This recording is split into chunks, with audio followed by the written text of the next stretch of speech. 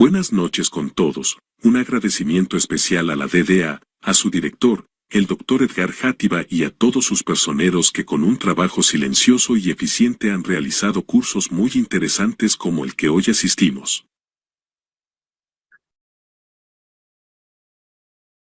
Buenas noches con todos. Como ustedes pueden ir observando y ya entrando en una realidad, nosotros muchas ocasiones topamos temas que pueden salir desde nuestra perspectiva de vida. Y creo que aquí nos reunimos para discutir justamente temas que nos permitan y que sean relevantes sobre todo para la educación superior actual, como son la tecnología, permítanme un segundo, por favor. Como son la tecnología, la digitalización. Todas estas van transformando incluso la forma en que enseñamos y que aprendemos. Es la era, o estamos en la era de la educación 4.0. A veces también viene la pregunta y la reflexión, ¿no? ¿Pasamos de la educación 2.0? ¿Pasamos por la 3.0? Y en este 2023 la tecnología se ha convertido en una de esas herramientas fundamentales justamente para el aprendizaje, lo que implica que nosotros como docentes universitarios debemos estar preparados para adaptarnos a estas nuevas tendencias. Creo que a lo largo del curso se van a abordar temas como las nuevas tendencias de la educación digital, las habilidades de los estudiantes, y cuál de estas habilidades les permiten tener éxito en esta era digital, cuáles son las mejores prácticas para el diseño de cursos en línea y cómo utilizamos la inteligencia artificial y otras herramientas tecnológicas para mejorar ese aprendizaje. Espero que este compartir de esta noche sea una oportunidad para que todos como docentes universitarios descubramos nuevas habilidades y sobre todo estrategias educativas que podamos ir implementando, si ya las implementamos, nos permita mejorar el aprendizaje de los estudiantes y prepararlos para el futuro. Así que sin más preámbulos, vamos a comenzar. Y haciendo una línea de tiempo, y sobre todo para contextualizar este curso, recordemos el nacimiento de las escuelas y cuáles fueron esas primeras revoluciones educativas. Y nos hacemos la pregunta, ¿qué son las escuelas? ¿De dónde vienen? ¿Y por qué están en todas partes? Y su historia no es tan larga como muchos podríamos pensar. Es una historia que tuvo padre y madre, y fue la religión y el Estado. Ellas crearon estas dos revoluciones educativas, dieron luz a esas escuelas que luego se desparramaron por todo el mundo. La primera revolución educativa fue religiosa, ¿sí? Las escuelas tal como hoy las conocemos se crearon a la sombra de las iglesias. Y creo que uno de los secretos mejor guardados es que estas nacieron del combate. Recuérdese las guerras que ocurrieron en los siglos XVI y XVII. En medio de esas guerras religiosas entre católicos y protestantes, estas no solo sirvieron para inventar armas de destrucción masiva, sino también crearon otro tipo de armamentos que fue muy capaz de modificar lo que las personas creen. Es decir, entraron en nuestras conciencias. También hacía falta de un tiempo continuo, gradual, ya que todos los sentimientos, como ustedes entienden, se amasan suavemente en lo más íntimo de nuestras conciencias. Y por supuesto, no podía faltar una gran autoridad moral que fuera capaz de influir sobre esos niños. Y esa autoridad moral es el maestro. Entonces fueron naciendo las aulas, ese lugar muy particular, ese gran secreto de la escuela fue el aula.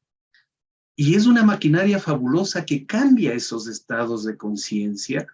Antes de enseñar a ser personas autónomas, la escuela nació para adoctrinar más profundamente, porque querían llegar mucho más lejos, justamente a la profundidad de esas conciencias. Y la segunda revolución educativa, cambio, fue estatal y explotó en el siglo XIX. Ir a la escuela fue transformando esa obligación definida por una ley del Estado. Entonces las escuelas comenzaron a estar en todas partes. Sí, la escuela no nació como un derecho de los alumnos, nació como una obligación a cumplir con el Estado y la religión. Es decir, un deber, una imposición. Entonces nos preguntamos, ¿cómo puede ser agradable ir a la escuela? Entonces la escuela era en realidad un lugar para adultos, donde los niños estaban ahí para cumplir lo que los adultos habían decidido sobre ellos.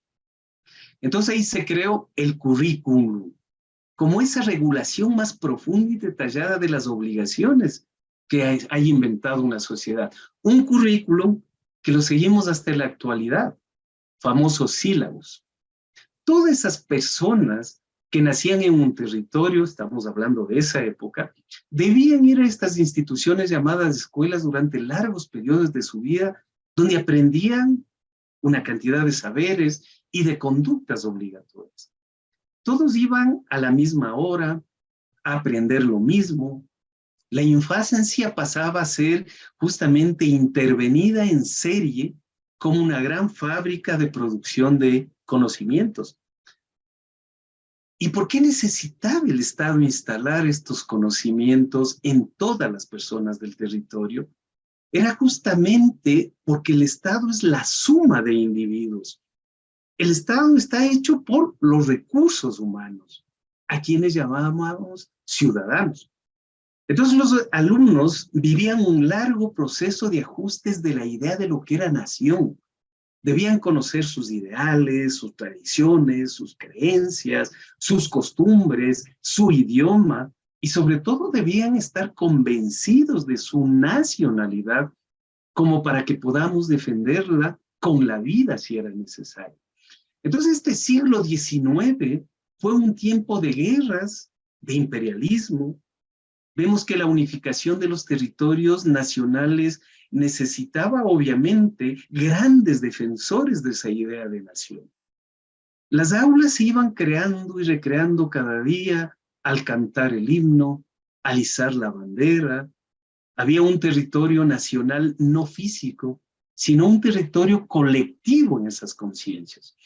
Entonces vemos que el triunfo o el secreto del triunfo del sistema educativo en el mundo occidental fue justamente esa mezcla de la religión y el Estado que fueron dando luz a las escuelas, un parto que duró 4 siglos. Y gracias a ese poder de las 2 revoluciones educativas, las escuelas fueron masificándose y se tornaron imprescindibles. Hoy tenemos ese ejemplo. ¿Quién nos sigue? La escuela, la universidad, y ahora si no hay posgrados, doctorados, postdoctorados, seguimos a la cola. Y todos debemos atravesarla. Entonces, esta tercera revolución educativa que empieza luego, nosotros vemos donde la autoridad se derrumba y que está de la mano justamente de la tercera revolución industrial. Es el siglo de esa gran paradoja. Cuando más creció la escuela en cantidad de alumnos, se fue debilitando su poder sobre las conciencias. Entonces creemos que la cantidad comenzó a erosionar esa profundidad. La máquina que había creado el Estado, las iglesias, y había desatado una, diríamos, una necesidad social. Todos querían escolarizarse. Antes era o ser policía o ser militar. Pero no, ya vemos que eso fue cambiando. Todos deben estudiar. Es que era una obligación que se sintió también como un abrigo. Y ahí viene esta tercera revolución educativa que podríamos decir, sin un centro, sin un eje, era la revolución cultural, asomó la robótica, la bioingeniería, las telecomunicaciones. Las sociedades de posguerra se fueron abriendo a las puertas desde los años 60, con todas esas ideas de autoridad, de norma, de costumbre, de ley, y fueron comenzando a cambiar. Este periodo hasta el fin del siglo XX coincidió en lo que muchos llamaron la crisis de la educación. Es una definición tan amplia, pero que parece interminable hasta nuestros días. La escuela empezó a verse cada vez más como un refugio en un mundo injusto y despiadado, un lugar de cuidado y de protección. Sí, un derecho, pero a veces un derecho desinflado. Recuerden ustedes que decían, prefiero que mi hijo, si no estudia, vaya a la conscripción. Tiene un año para formarse. Entonces, miren cómo vamos cambiando las escuelas o esa simbiosis que se va dando en la cultura. Y la publicidad justamente empezó a permear las vidas. Hay un río de imágenes como las tenemos en todo lado, que se fueron metiendo en esas conciencias. Entonces la escuela pasa de ser una máquina cada vez más lenta a medida de la velocidad y cantidad de imágenes de información que nos van rodeando. Ahora un teléfono, si decimos es el modelo, me invento, Huawei 11, a cabo de 6 meses ya estamos en el Huawei 14. Decimos, ¿y de dónde salieron el 12 y el 13? Entonces vemos que en 1960 y en la actualidad de las escuelas se transformaron en todo el mundo. Hubo una gran confusión que arrastró todo. Fue justamente esa confusión de la tercera revolución educativa, la revolución cultural de la televisión, del internet, del rock, y la puesta en discusión de todas las formas de la autoridad tradicional. Las escuelas quedaron temblando, ¿sí? Y quedaron temblando, y digo porque el internet lo cambió todo. Recuerdan, a partir de 1970, gobiernos de Margaret Thatcher en Inglaterra y Reagan en Estados Unidos cogieron esa herramienta y nos globalizaron. Y después creer que no estamos globalizados, bueno, cada cual tiene su forma de pensar. Entonces ese torbellino educativo le dio sentido o contrasentido a las aulas y llega la cuarta reforma educativa. Una cuarta reforma educativa en la que no se sabe a dónde nos va a llevar. Se vive como en vértigo. El mundo cada vez es más rápido. Es igual que las pupilas de todos nuestros alumnos cuando están en una tablet, en un teléfono, en un computador. Si la tercera revolución había puesto en discusión la autoridad docente tradicional, el Magister Dicti, la cuarta directamente la ignora. Por primera vez se empieza a hablar de una forma de educación que podría reemplazar a las escuelas, a los docentes, y diríamos un mundo de autodidácticas aprendiendo solos frente a las pantallas. Entonces, ¿qué es esta cuarta revolución educativa? Creemos que es una etapa infinita de fuentes de conocimiento y entretenimiento. El Internet abrió esa compuerta de un mundo nuevo. Millones de personas pueden por primera vez en la historia de la humanidad crear textos, imágenes, ideas, historias, y las podemos difundir a todo nivel. Todo está conectado, casi sin filtros, casi sin centros. Este efecto del Internet es tan poderoso en la historia de la cultura como tuvo la invención de la imprenta de Gutenberg en el siglo XV. Fue entonces que nacieron las escuelas, cuando se pudo multiplicar el libro, repartir la Biblia, esa fuente de conocimiento y adoctrinamiento, si quieren decirle, inició la primera revolución, y que fue la revolución religiosa. Luego la escuela tradicional, los docentes debían reproducir los contenidos oficiales, el Estado. Entonces era ese famoso modelo del broadcasting, o sea, de la difusión, lo mismo al mismo tiempo y a todos. Recuerden el escolar ecuatoriano, el terruño, Paquito, hasta el libro gordo de Petete. Entonces la televisión sigue ese modelo similar Y empieza al mismo tiempo la llegada del cable, eran muy pocos canales, todos mirábamos lo mismo al mismo tiempo, las novelas de las 6, el noticiero de las 8, a lo mejor Telejardín de las 4, Messenger, todos veíamos lo mismo. Y en la escuela, la televisión estaba tan centralizada y unificadora que al día siguiente podíamos comentar en la escuela o el trabajo lo que habíamos visto en la televisión, en nuestras casas, o lo que habíamos aprendido en la escuela. Pero nuestro tiempo, 2023, es muy distinto. Yo diría demasiado distinto.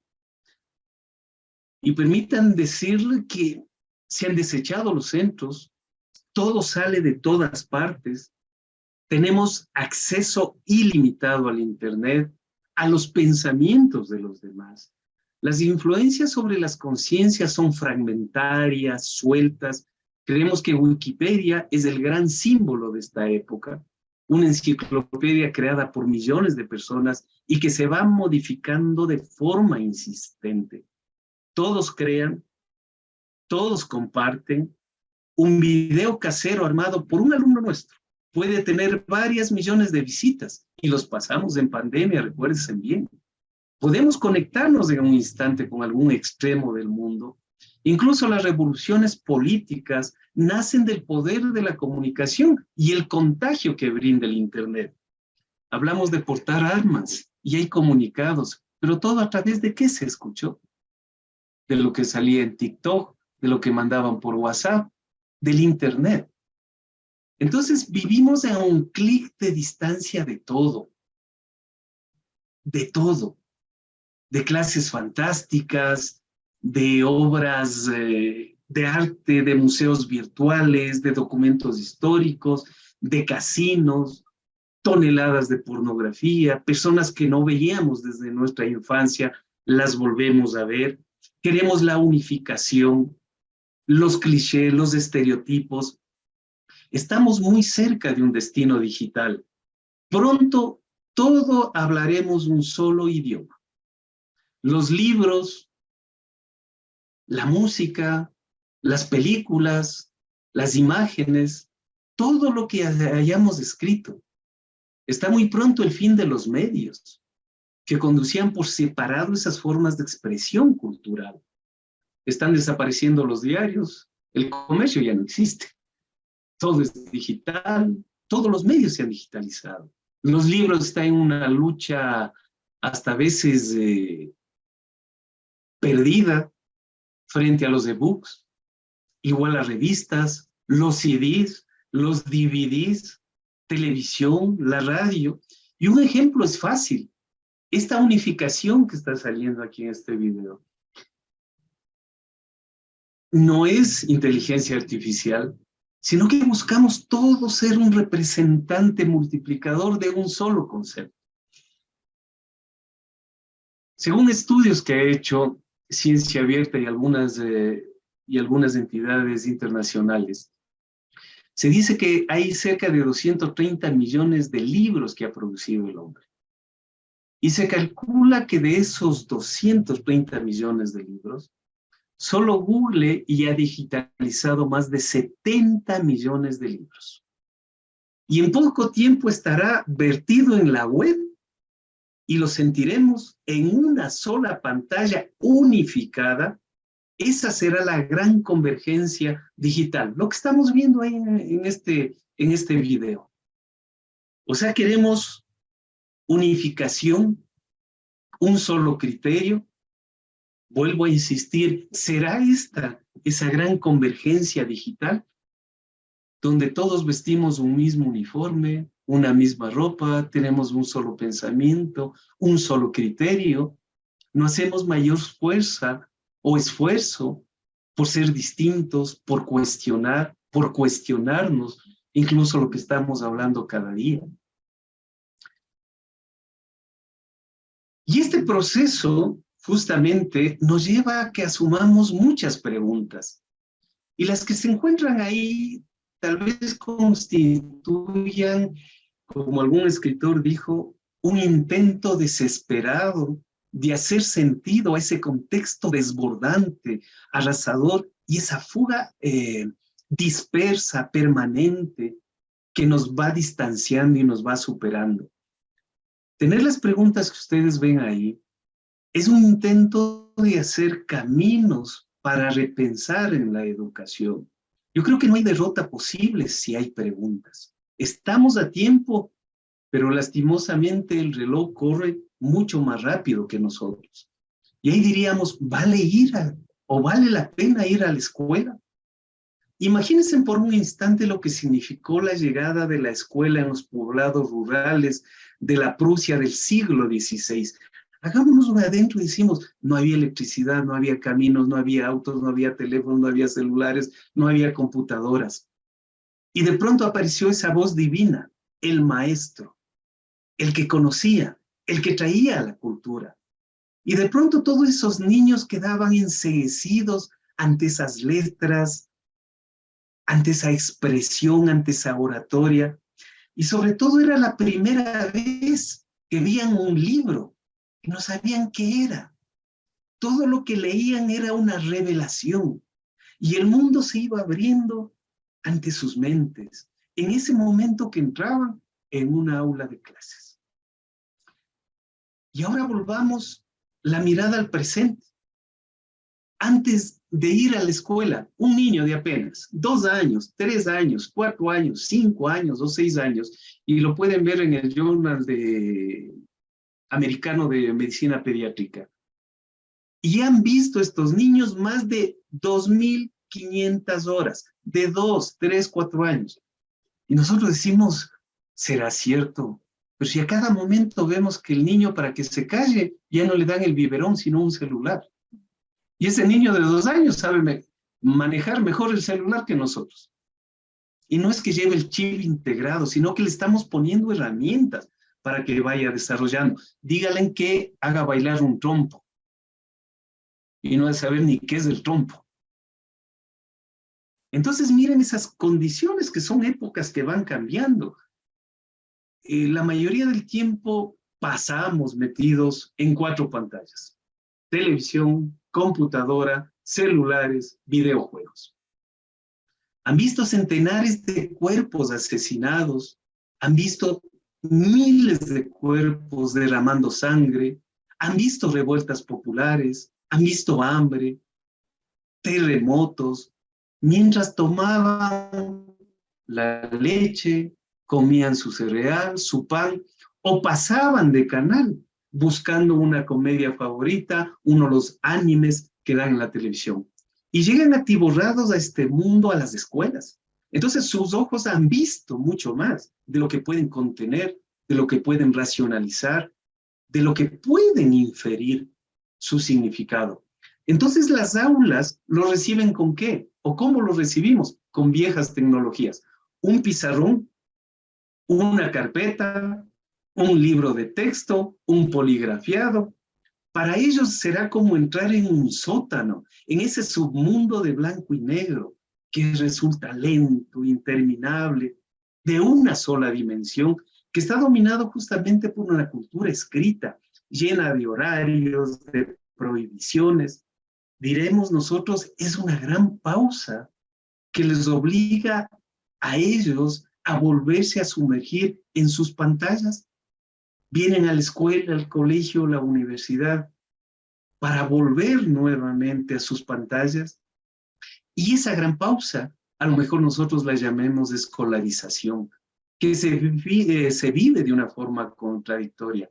Se la sufre, no se la soporta. Por la mañana los niños no quieren levantarse para ir a la escuela, pero también saben que la necesitan porque allí están sus docentes, que los protegen y buscan lo mejor para ellos. Porque allí están sus compañeros, ese es su mundo social. Y ante esas preguntas yo digo, ¿cuál es mi aula ideal del siglo XXI? ¿Qué pasaría si pudiésemos diseñar esa aula, esa escuela, ese sistema que junte a esas 4 revoluciones? Y digo, ir a la escuela significa todo eso. Aún hoy, devaluada, desprestigiada, es parecido a ese viejo lobo estepario que se oculta en la selva social Y la escuela sigue siendo ese factor crucial de transformación personal. ¿Qué buscamos al ir a la universidad? Por eso nadie quiere perdérsela. Esa es la paradoja. Ir cada día a clases puede resultar insoportable, pero no hacerlo es mucho peor. ¿Cómo nosotros podemos desmalezar para desarmar esa paradoja? Para disfrutar el día a día de las aulas. ¿Cómo cambiamos con más potencia la vida de esas nuevas generaciones? Recuerden nuestro gran peso, son las nuevas generaciones, para que ellos entren a ese jardín secreto del conocimiento, que son miles, millones de alumnos y docentes. Algunos ven en la tercera y la cuarta revolución educativa, diría yo, como una liberación de esa revolución cultural y el acceso infinito al conocimiento de esa revolución digital. Tal vez yo vea otra cosa, y veo que el poder latente de esas 4 revoluciones educativas hoy están desgajadas. La primera y la segunda juntas resistiendo, la tercera y la cuarta aliadas y en el ataque. Mucho más que una partida de ajedrez o que una lucha de UFC. ¿Qué pasaría si podemos diseñar esa aula? Esa escuela que junte a esas 4 revoluciones. Creo que es una invitación para que cada uno de nosotros podamos averiguarlo. Y es que la educación 4.0 se refiere a esa nueva forma de entender y enfocar la educación en la era digital. Buscamos enseñanza más personalizada y adaptada a las necesidades individuales de cada estudiante, no a las necesidades del docente. Hay una máxima en artes marciales que dice: el estudiante no debe estar preparado para recibir al maestro. Es el maestro el que debe estar preparado para recibir al alumno. Entonces, ese enfoque implica uso de tecnologías de última generación, porque esta nos va a permitir resolver problemas, hacer colaborativos. Tenemos la inteligencia virtual, el aprendizaje automático, la realidad virtual aumentada, pero ¿cómo esta nos sirve para mejorar la calidad del aprendizaje y la interacción que debe existir entre docentes y estudiantes y viceversa? ¿Cómo fomentamos habilidades del pensamiento crítico? ¿Cómo aumentamos la creatividad, la colaboración, la resolución de problemas para preparar a esos estudiantes para los desafíos y oportunidades en un mundo laboral actual complejísimo y más aún después de 5 o 10 años? Todavía no pasamos la crisis de la pandemia y tenemos ya otras crisis que nos ciernen en un futuro. En resumen, la educación 4.0 representa una revolución en la forma que enseñamos y cómo aprendemos. Un enfoque en la personalización, en el uso de tecnologías avanzadas que nos permitan mejorar esa calidad de aprendizaje y sobre todo fomentar esas habilidades relevantes para el mundo actual. Y ahí hablarán de las famosas soft skills, ¿no? Habilidades blandas. ¿Cuántas de ellas estamos enseñando o estamos aprendiendo?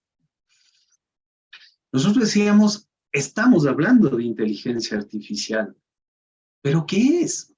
Es inteligencia artificial. Y eso es el uso de algoritmos y técnicas que procesan datos para imitar el comportamiento humano.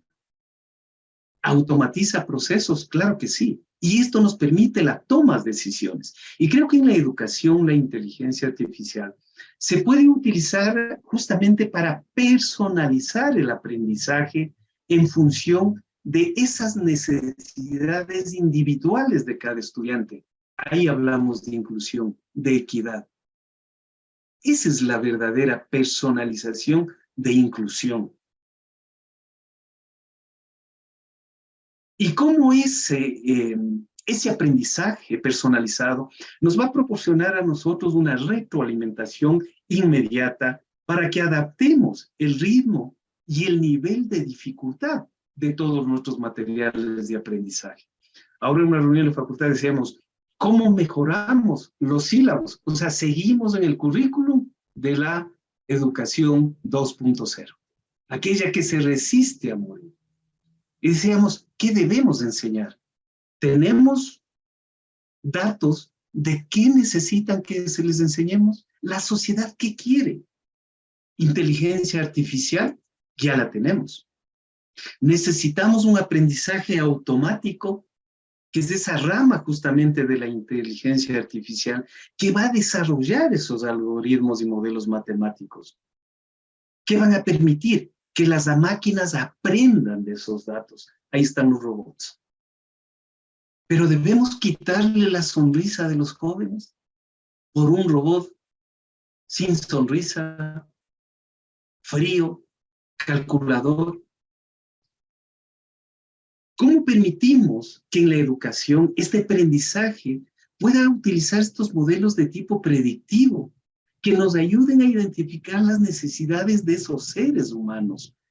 Y por esto nos permita también en esa retroalimentación ajustar el contenido de cada curso para la eficiencia y la eficacia del aprendizaje.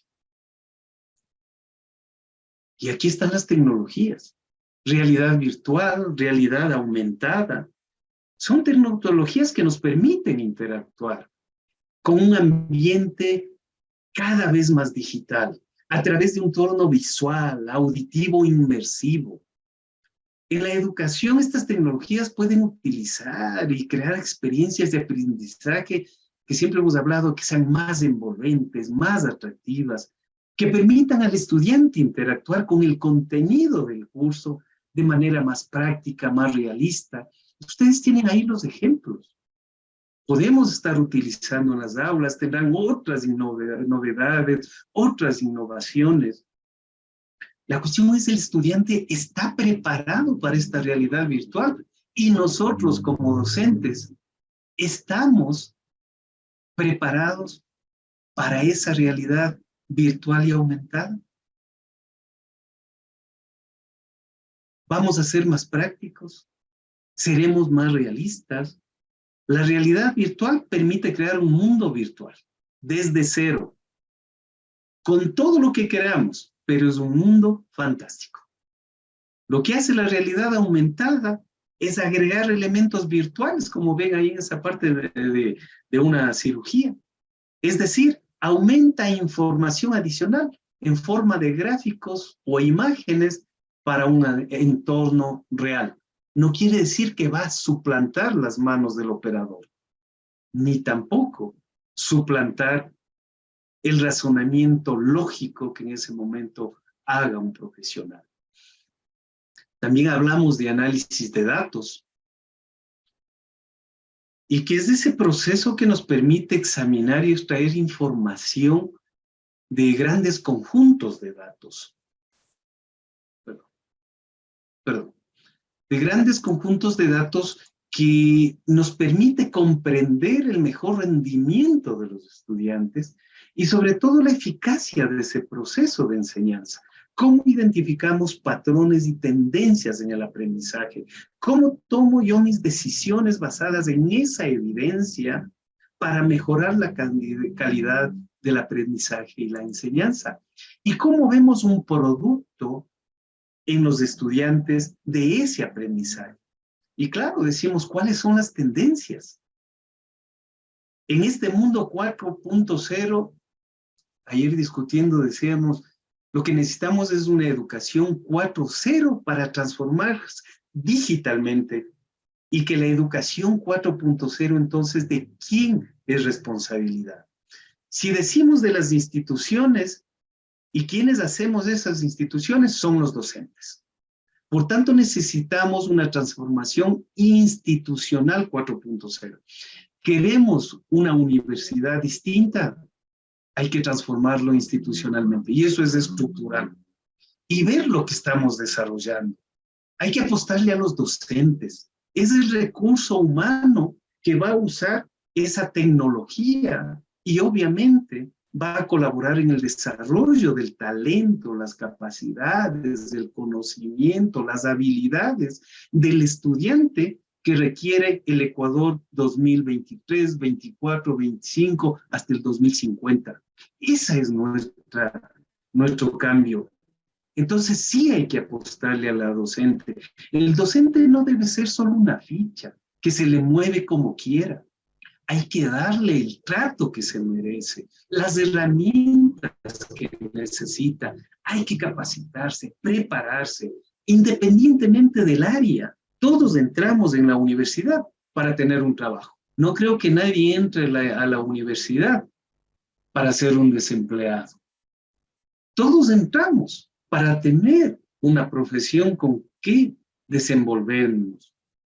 Por tanto, requerimos esa formación pertinente, donde podamos tener esa visión de un contexto local, regional, global, con una educación de calidad, con contenidos pertinentes, con formas y contenidos y ambientes de aprendizaje que vayan desarrollando poco a poco ese talento, esa capacidad de crear, de innovar y fomentar la innovación y el emprendimiento. No es necesariamente ponerse un negocio, vender sándwiches o salchipapas, o un capital semilla para vender algo. El emprendimiento e innovación son fundamentales en cada estudiante. ¿Por qué? Porque es gente que debe estar mejorando todos los días en mejorar los sistemas de producción, aquellos que van generando ideas para mejorar la organización, los procesos, la comunicación, el ambiente laboral.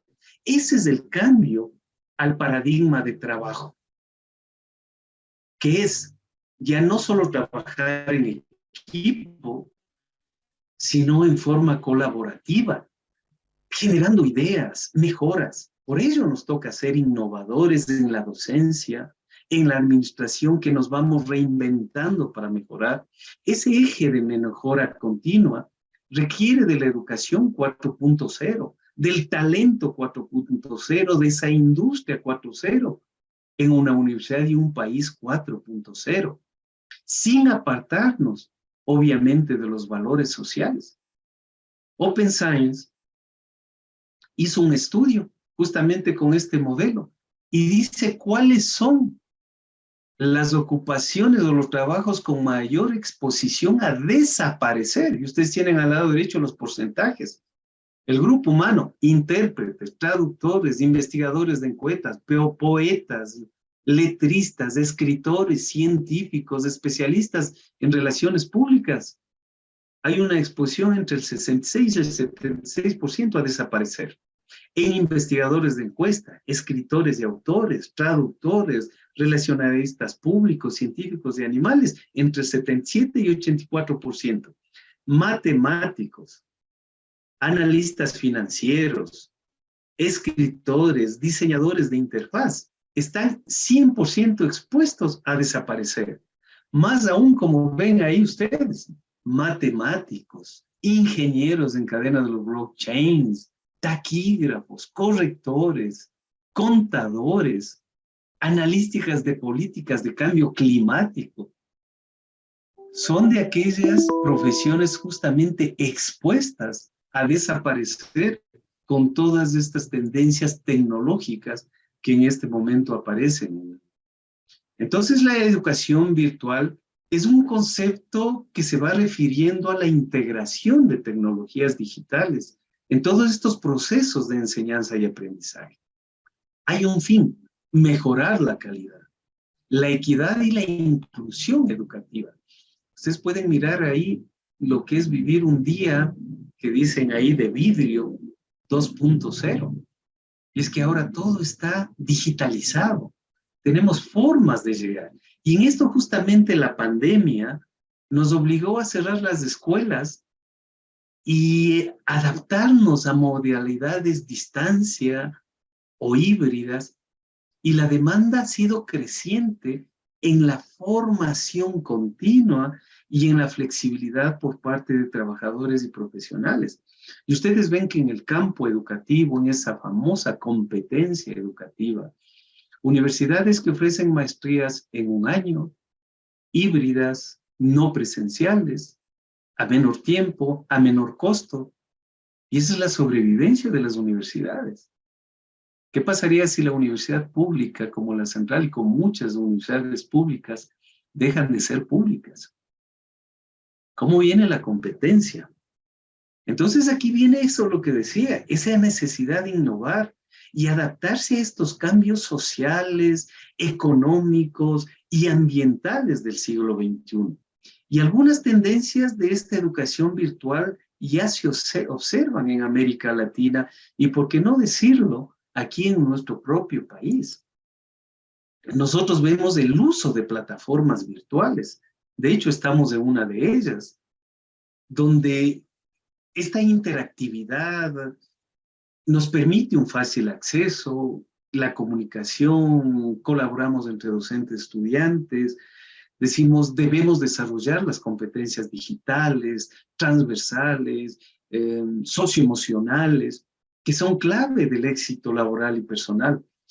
Creemos que la incorporación de estas metodologías activas, lúdicas, como el aprendizaje basado en proyectos, la gamificación o la narración, que lo conocemos como el storytelling, esa diversificación de oferta educativa, que ahora hay cursos cortos, microcertificaciones, digamos, cogiendo el lenguaje actual, nanogrados, que van respondiendo justamente a las necesidades del mercado.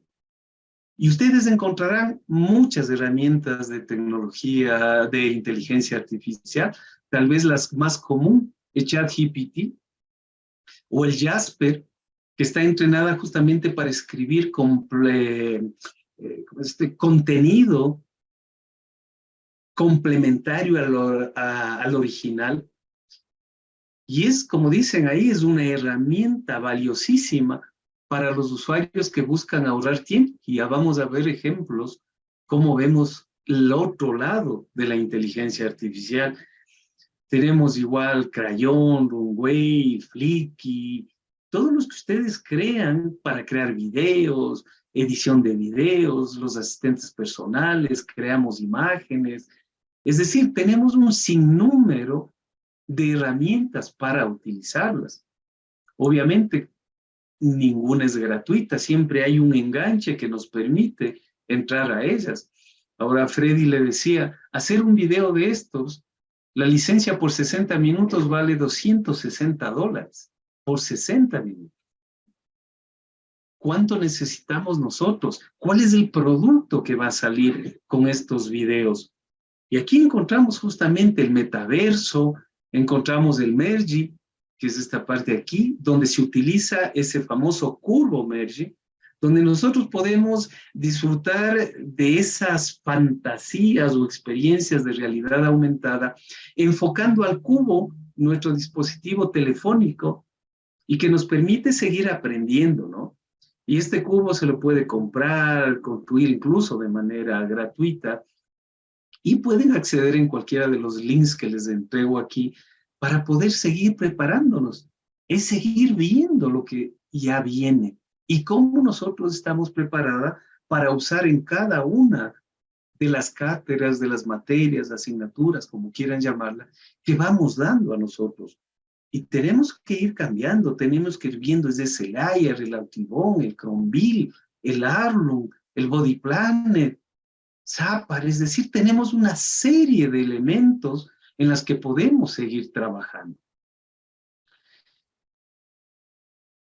Pero el otro lado, y el lado cómo responden, en este caso, tanto Estados Unidos, Australia, donde vemos que el ChatGPT fue utilizando, por ejemplo, en la Universidad de Stanford, y los profesores se dieron cuenta de cómo estudiantes de grado, de posgrado, de doctorados, utilizaban esta herramienta de inteligencia artificial para contestar exámenes, para hacer sus tesis.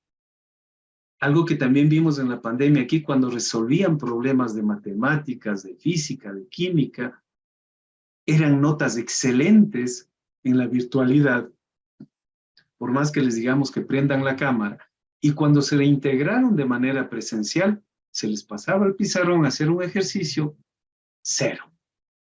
Se perdían, no sabían qué hacer. Entonces miren también que hay ese lado negativo, ¿no?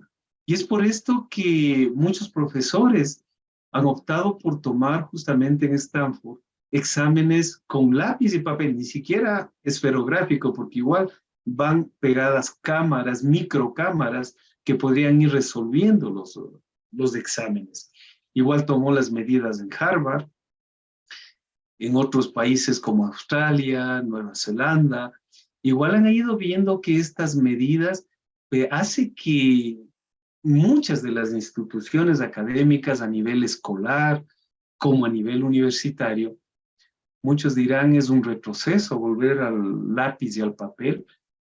No, creo que no, porque el uso ya depende de cómo nosotros lo materialicemos.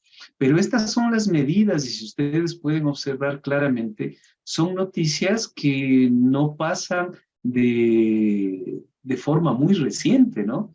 Están del mes de enero, febrero y marzo de este año 2003, donde son medidas de forma inmediata que se han tomado en estos diversos países. Y ellos siguen insistiendo en volver al papel.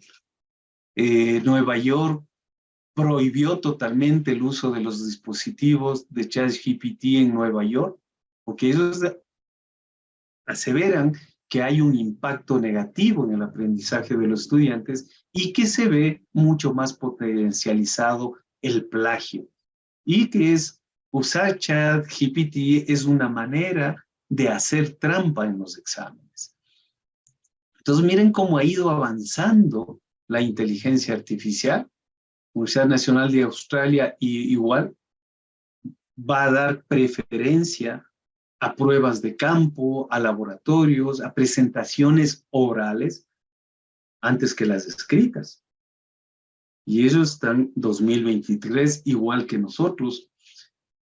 Igual tienen también lo que dice The Guardian, que es un periódico muy influyente en los Estados Unidos y a nivel mundial. Ahí está la prohibición que tienen. Ustedes ven, son noticias del 11 de enero de 2023, en las cuales también se ha hecho eco.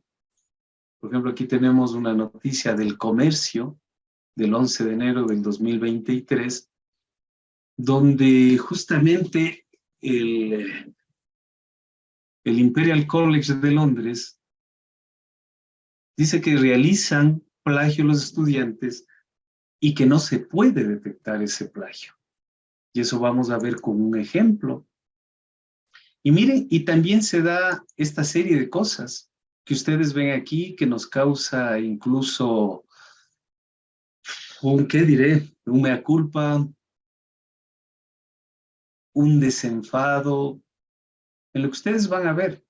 Estos son exámenes plagiados a un profesor que me pidió y con permiso de él, que me proporcionó de lo que le sacaron de su computador. Y miren los chicos, si pueden oír lo que dicen ahí en este video.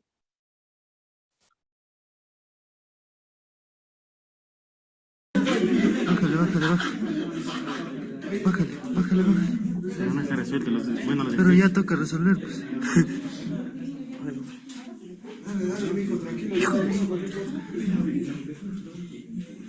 Ya, eso es todo. Esto. Tan tranquilos, de campaneros, y son estudiantes universitarios nuestros.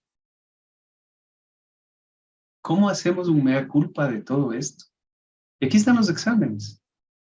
El compañero docente los tenía resueltos, los sacaron de su computador, de su maletín. Miren, todas las preguntas, teléfonos, tecnología, pero es solo eso, o son los valores que cada uno tiene. Ustedes escucharon lo que decían los chicos, sigue nomás, no han resuelto los exámenes, bueno, hemos de resolver. Bájale, bájale, bájale. Bájale, bájale, bájale. Pero no está resuelto, bueno, Pero ya toca resolver, pues.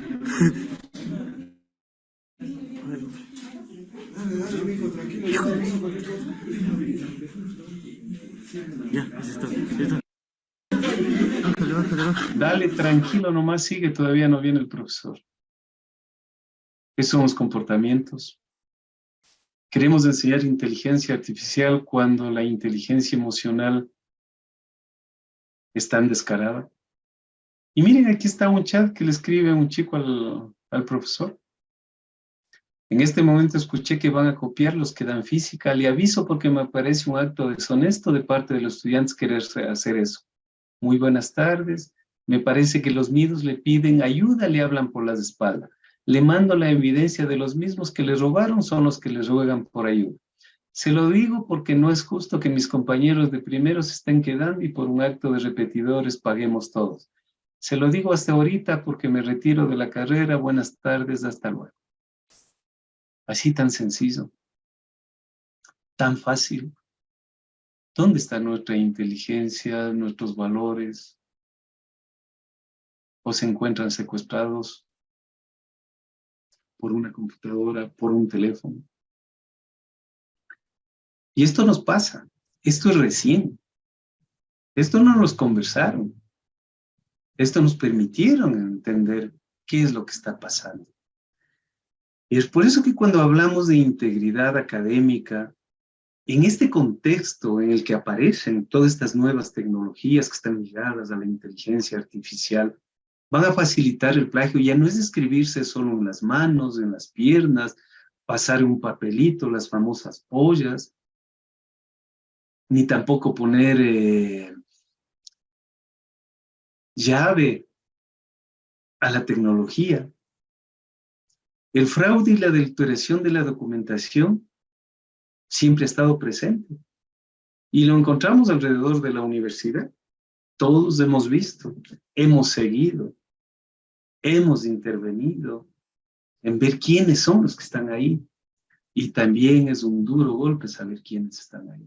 Detrás de ese le doy haciendo una tesis de grado, de posgrado, de maestría, de especialidad, de PhD, y pasado por el antiplagio, 0 similitudes. Vale tanto. Y como les digo, estas formas de fraude y de adulteración es donde las universidades deben apostar por una formación que enseñe a los estudiantes conductas deseables y promueva valores como la confianza, el respeto, la responsabilidad, la honestidad. Todos fallamos, empezando por mí. A veces son palabras tan fáciles de decir como confianza, respeto, responsabilidad, honestidad. Y somos nosotros los que primeros fallamos. Yo creo que la tecnología, como dijo un autor, es neutral y puede ser usada de distintas maneras. Ninguna implica riesgo para la integridad académica. Lo que genera el riesgo es nuestro fracaso en cómo respondemos al uso de estas tecnologías. Y justamente es en este aspecto que considero que han fallado mucho las instituciones de educación superior, de educación media, al promover la integridad académica solo desde un enfoque más bien punitivo y sancionador.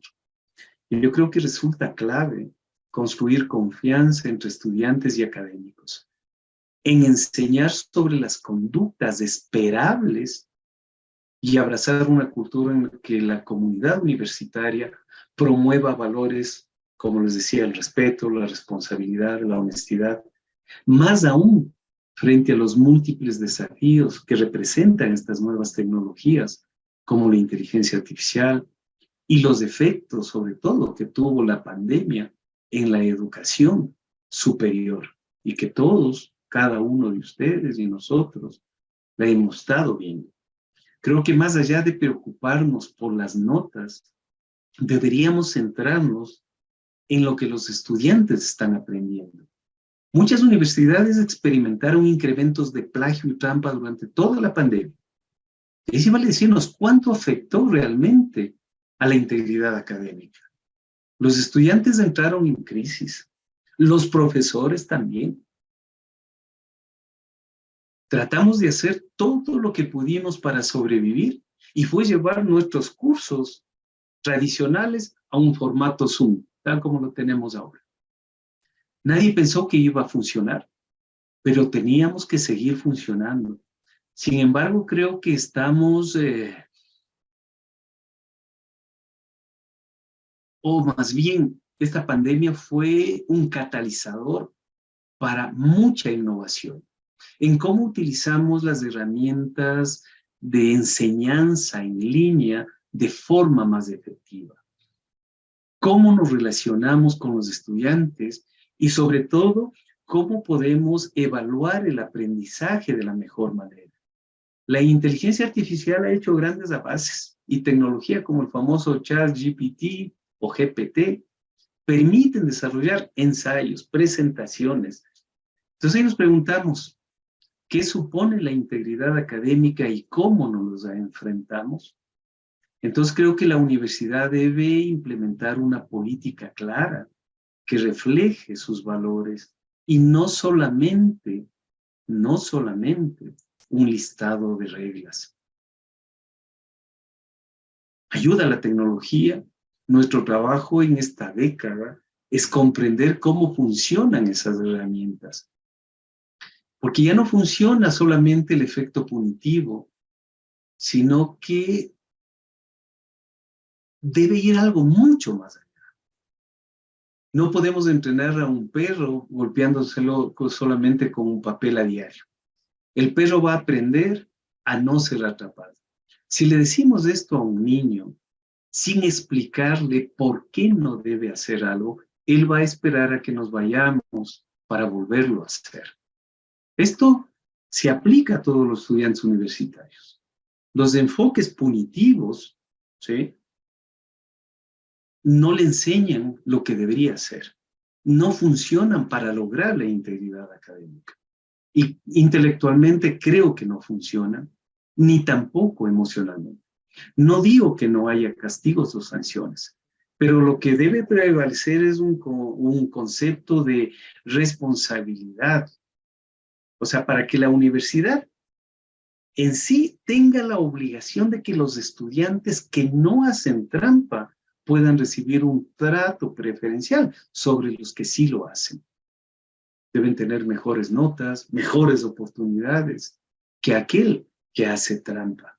Y aquel que lo hizo acepta esas consecuencias. Y aprender de ello para volver a la senda correcta. Entonces nosotros nos decimos es cómo establecemos esos fundamentos. Y es a partir de la universidad, de lo que cada uno de nosotros hagamos. Es esta la generación de confianza entre académicos y estudiantes. Este va a ser un acto importante en el que nosotros podamos producir una cultura de la integridad académica. Cada uno de nosotros debemos ir modelando estos principios, tratándonos primero entre nosotros en la universidad con respeto, confianza. Y al sentirnos parte de la comunidad del famoso empoderamiento, nuestros estudiantes verán eso y también lo abrazarán. Luego debemos confiar en ellos. Evidentemente, es difícil confiar plenamente en alguien que no conoces. Eso se va desarrollando con el tiempo, pero es importante que exista esa confianza mutua.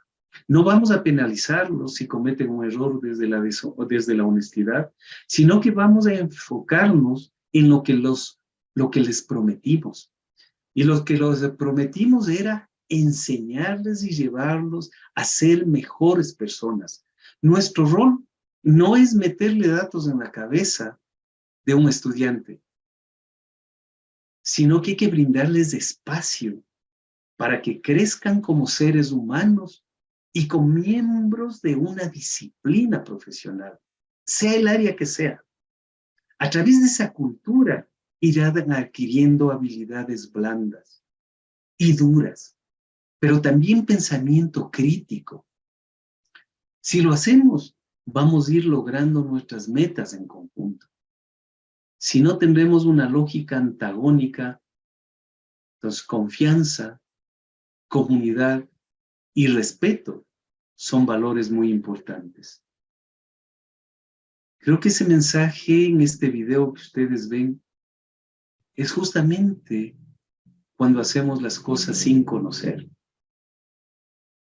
Y la universidad va a afectar a las culturas, porque las culturas inciden en la universidad. Y una de las mejores cosas que podemos hacer es hablar con las familias, con los padres. ¿De qué? Sobre la posibilidad de admitir un fracaso. Este video justamente es de eso. Un docente que no conocía la realidad del niño pensaba que con golpes, o sea, con ese factor punitivo, lo podía enfocar. Pero la cuestión no fue así. Tal vez en la universidad se dice ya no hay que hablar con los padres, eso está bien para la escuela, el colegio, pero vemos que hay bastantes deficiencias. Hasta ahora no pueden admitir un fracaso. Y hay que enseñarle al estudiante que puede crecer pese a fallar. No hay que presionarlos hasta obtener buenas notas, sino sobre todo es importante que nos enfoquemos en que aprendan y mejoren como personas a través de sus fallos. De esta manera, cuando lleguen a la universidad, se conviertan en líderes aventureros, que no tendrán miedo en pensar de forma crítica, porque no tendrán miedo a fracasar. En ese momento, desde la universidad, podemos promover principios y valores de respeto, de confianza, de responsabilidad, de comunidad, de honestidad.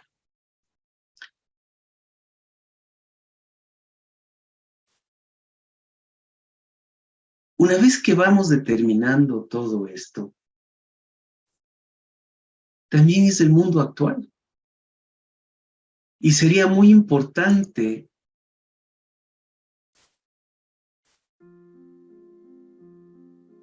para la universidad si le dedicamos recursos para comunicar estos valores y realizar cambios. Creo que hay que pensar en la integridad académica como el eje de una rueda en la que se considera la enseñanza, el aprendizaje, el desarrollo estudiantil, donde todas las unidades académicas trabajen en conjunto con un eje unificador para producir la gran diferencia.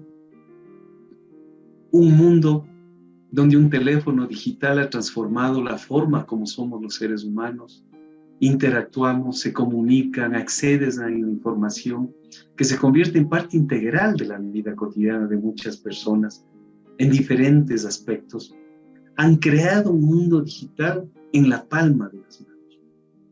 Vamos transformando la forma en que nos comunicamos, que accedemos a la información, que consumimos contenido multimedia, realizamos transacciones comerciales, personales, han cambiado la forma de cómo la humanidad interactúa y han tenido un impacto negativo en la sociedad, incluyendo la dependencia, la adicción, el aislamiento social, el impacto en la salud, la pérdida de la privacidad.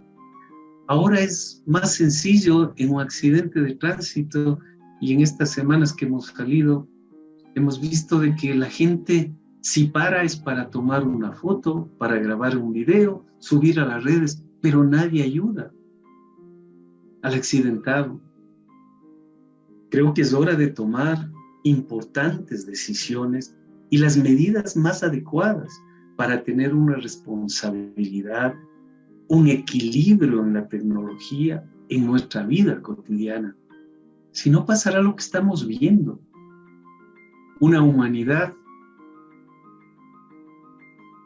esclavizada a un teléfono, a una pantalla y deshumanizándonos, creyendo que hay una sola realidad virtual. ¿Y a dónde vamos? A un despeñadero. Y por nosotros mismos. Entonces nosotros somos artífices o no de estos cambios. Y aquí tenemos un ejemplo, que ustedes a lo mejor lo han de haber visto en sus diarios. Este es un ingeniero químico, donde siempre nosotros decimos en la universidad, la publicación es parte para la acreditación, publiquemos bastante. Y que esa publicación exitosa atrae atención de académicos y que nos da más fondos. Tenemos ingreso de dineros, aseguramos el progreso, pero esta dependencia también produce estos ejemplos. Y aquí ustedes tienen la cita justamente en un periódico del 31 de marzo de este año, justamente de hace apenas 4 días, fue suspendido de empleo y sueldo por 13 años uno de los científicos más citados, que es el químico Rafael Luque. Y miren lo que dice acá. Él en el primer trimestre del 2023 ya llevaba 58 artículos en 90 días. O sea, era a razón de un artículo casi cada 2 días. Un artículo y medio científico en revistas de gran impacto, Q1 si quieren llamarlo, y él mismo reconoce que utilizaba ChatGPT para pulir sus textos. ¿Sí? Dejó de trabajar en la Universidad de Córdoba, esta es una noticia que ha salido. Tras 15 años de trabajar ahí, suspendido por 13 años, pero como siempre somos medios especiales, él empezó a escribir para universidades en China, en Suecia, y también llegó al Ecuador. Añadió a la Universidad de Cotec en San Borondón. Entonces, miren, ¿cómo podemos pensar? ¿Cómo podemos generar un negocio de dimensión mundial, consecuencias económicas, sociales y culturales que ocurren a nivel académico en los investigadores y también a nivel institucional en cada una de nuestras universidades? Procesos de indexación y métricas de las publicaciones, que son procedimientos usuales, como la revisión de pares, es parte de la tradición de la cultura académica. La actual situación, las bondades y los conflictos va reflejando esa evolución política, económica y deshonesta también de la sociedad actual. Y aquí tenemos un ejemplo. Y otro ejemplo que hicimos hace 2 días, justamente con nuestro decano, que decía, es fácil escribir un artículo. Y miren, aquí se escribió un artículo que decía un ensayo sobre educación 4.0 con inteligencia artificial, ChatGPT. Lo pasamos por el compilatio, que es nuestro certificado de similitudes de la universidad. ¿Y qué nos salió? Ensayo IA en la educación 4.0, 0 similitudes. Yo lo corrí el 31 de marzo del 2023. ¿Y qué me salió? 0 similitudes. Pues es una creación propia, a pesar que ahora nos dice están los chats, donde nos indican que también se va a reconocer que se hizo por inteligencia artificial, que no. Pero esta es nuestra realidad. Esta es la licencia que tenemos de compilatio, la que todos nosotros tenemos aquí en la Universidad Central. Y esto no sale.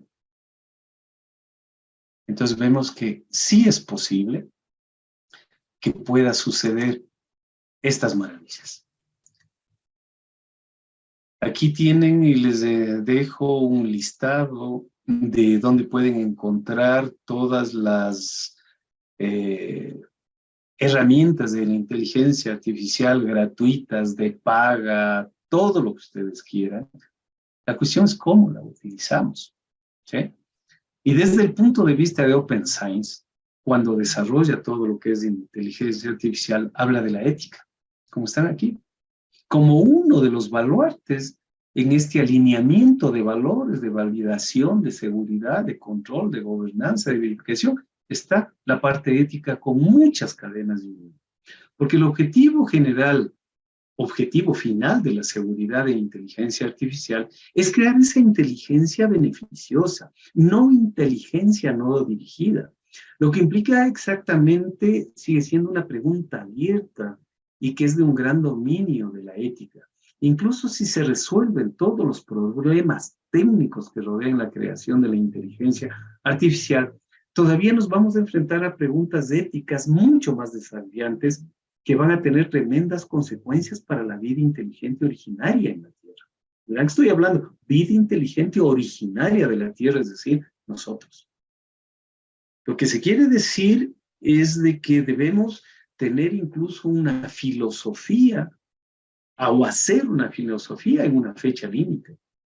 Si estas propiedades morales tienen alguna relación metafísica con las propiedades no éticas, entonces una ciencia rigurosa y una epistemología moral concreta pueden ser posibles para los humanos y para los sistemas de inteligencia artificial.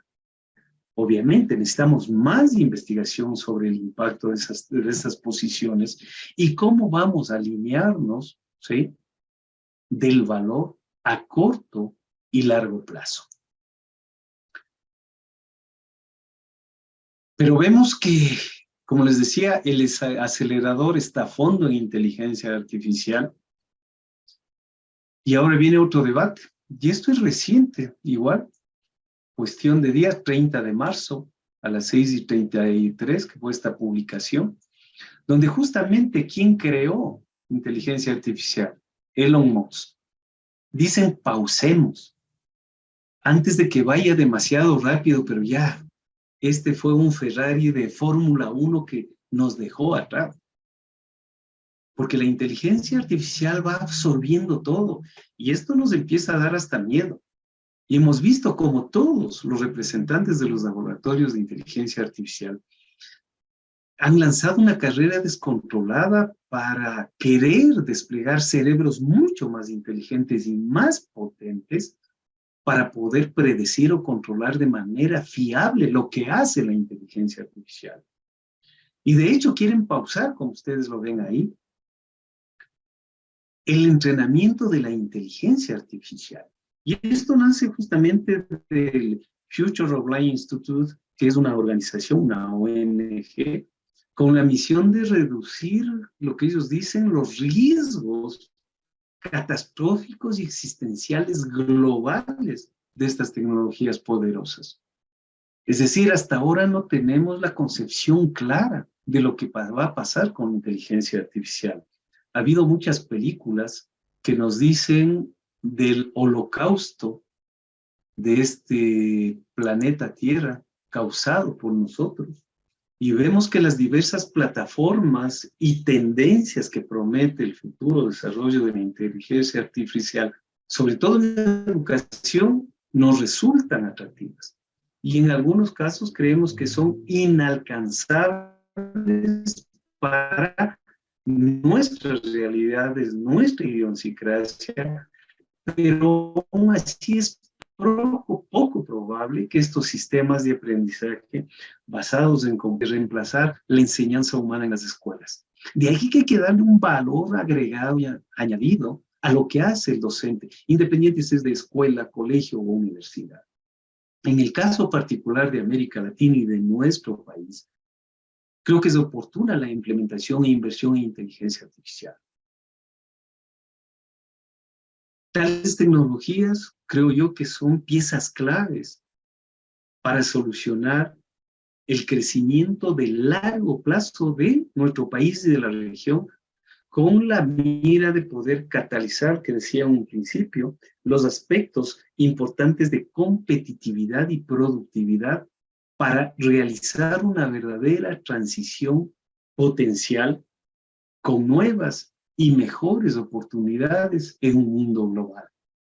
Entonces, todos debemos trabajar para garantizar que se desarrolle de manera responsable y ética esta educación 4.0 para todos. Bien, hasta aquí es lo que podría compartir con ustedes. Espero no haberlos cansado y